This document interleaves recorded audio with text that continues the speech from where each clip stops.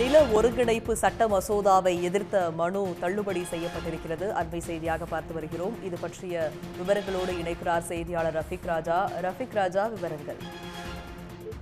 நிச்சயமாக விவசாயிகள் சங்கத்தினுடைய பொதுச் செயலாளர் PR பாண்டியன் உயர்நீதிமன்ற மதுரை கிளையில் ஒரு பொதுநல வழக்கினை தாக்கல் செய்திருந்தார். அந்த பொதுநல வழக்கின் முக்கிய சாராம்சம் என்பது கடந்த 2023ஆம் ஆண்டு தமிழ்நாடு அரசு நில ஒருங்கிணைப்பு சிறப்பு சட்டத்தை ஒன்றை அமுல்படுத்தியது. இந்த சட்டம் சட்டமன்றத்தில் கொண்டு வரப்பட்டு பின்பு அமுல்படுத்தப்பட்டது. இந்த சட்டத்தினுடைய நோக்கம் என்பது தமிழ்நாடு அரசு சிறப்பு திட்டங்களை நிறைவேற்றுவதற்காக நிலம் கையகப்படுத்துவது குறித்து உரிய முடிவு எடுக்க முடியும் என்று அறிவித்திருந்தது.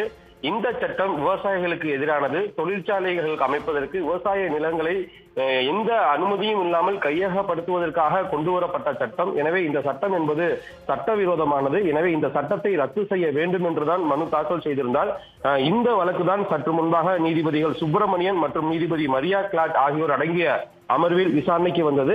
இந்த வழக்கை விசாரணை செய்த நீதிபதிகள் மனுதாரருக்கு பல்வேறு கேள்விகளை எழுப்பினார். குறிப்பாக தமிழக அரசு பாலிசி ரீதியாக, அதாவது ஒரு கொள்கை முடிவெடுத்து இந்த சட்டத்தை கொண்டு வந்துள்ளது. இந்த சட்டத்தை ரத்து செய்வதற்கு நீதிமன்றம் தலையிட முடியாது.